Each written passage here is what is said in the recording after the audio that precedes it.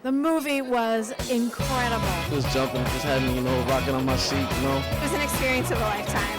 It was cute. It was way cute. I loved it. It was brilliant. It really was. I recommend it. It's a tearjerker. I think everybody should see this movie.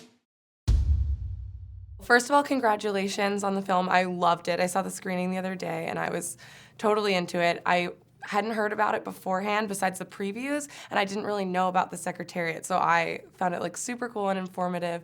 Because the story of the Secretariat is one that a lot of people are very aware of, how did you make the decision after reading the script to translate it into a film? Well, I thought, for one thing, there were a group of people who were profoundly aware of what Secretariat had done, and then there were a lot of people who didn't know, and Europeans, for example, who hadn't had any experience with Secretariat. And they didn't know about the woman. So Secretariat was this huge, powerful, charismatic animal, and that sport that he's in was not exposed to a lot of people. And it had a power for me, it had an emotional drive, and it was a positive story that I thought we needed to be told. I wanted it to be a movie that everybody, and it's great to hear you say that college students, will love this movie, that it's a story about striving and not compromising, about going for what you love the most.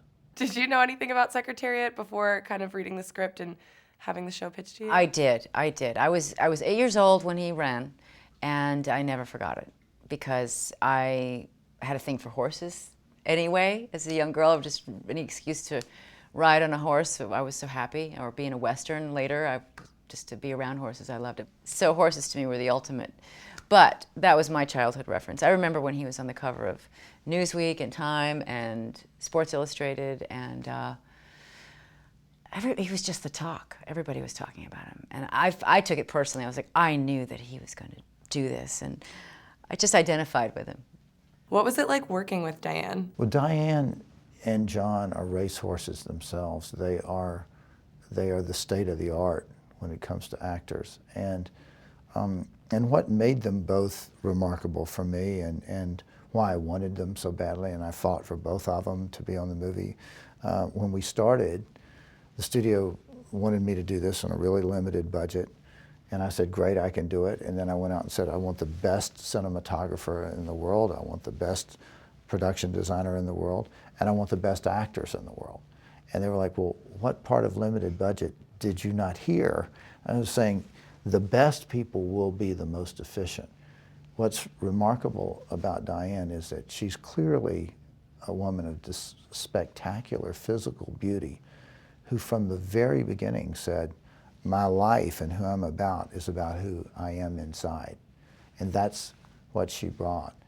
She's a director's dream because she listened, and it was something we did together. She took direction, and she brought so much to each scene. And that just made the process alive. It made it real, because this movie really aspires to be a great movie. I don't want to aim for anything that doesn't have the potential, to be a masterpiece, at least to me. I want it to be the best thing I can do. And you have to have people that have the highest standards of that. And Diane and John are that. Oh, I just feel very lucky that they came to me and that Randy Wallace chose me. I mean, and that Penny approved me, I suppose, because I'm sure she had some say in it. But just to play Penny Chenery is a great honor, and to have the opportunity to meet her and try to satisfy her, it's a wonderful opportunity. And you not only met her, but she was also in the film for a little bit? She came to the set, and of course we have all those amazing grandstand scenes with the cheering crowd, and so we put her in the frame because she was there anyway, and why not? And she wanted to, and she's game. I love that about her. Did she give you any advice beforehand, about playing her? Well, she said to be beautiful. Easy. Oh, very sweet of you to say. I just loved her priority with saying that first. And then there were other things too, but she's just such a winsome person anyway. It's just, she's a neat lady. She has such a connection with that horse. Was that difficult to portray with all the animals that you worked with? Well, each horse has its own personality. That's very true, and I learned that in spades on this film. Racehorses have tremendous egos. It's true. And spending in time with each one for different purposes. It's like when you work with children, you need, if you can get twins, yes, because if one's having a meltdown, you don't have to be at their mercy. And it's tricky because, you know, you can't translate, and certainly not with animals. So you can't force a horse to do anything that they don't want to do. So the trick is to let it seem like it's the horse's idea. And just not have any imposing energy, but follow the horse and let him lead.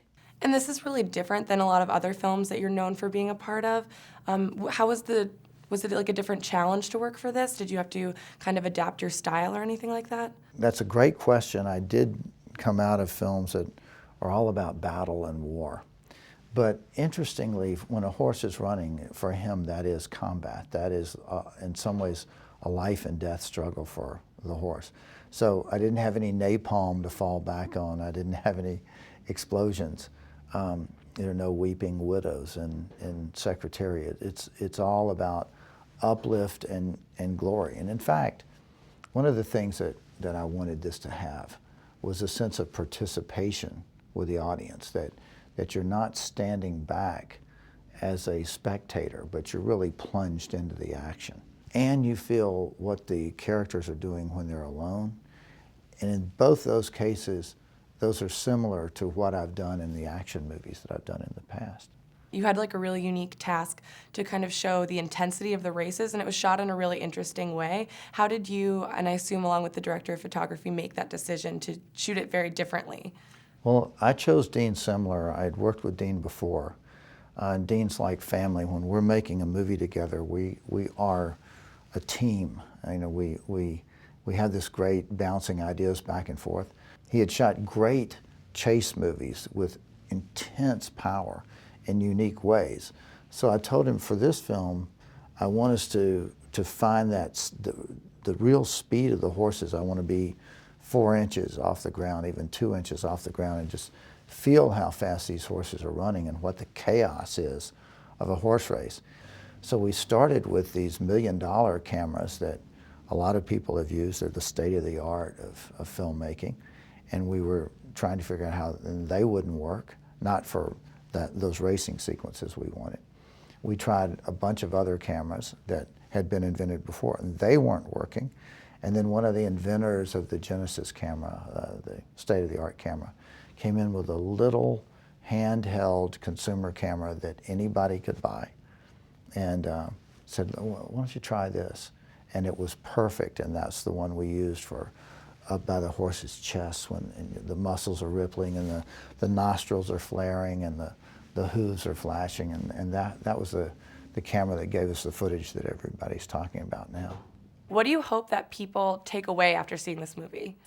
Well, I think just the infectious joy is, you can tell when people walk out of the film that they've seen the film, because they've got a shot of energy that can really only be given by witnessing something that special. But a movie is an impressionistic painting, if you will, a 2-hour rendering of lifetimes of facts.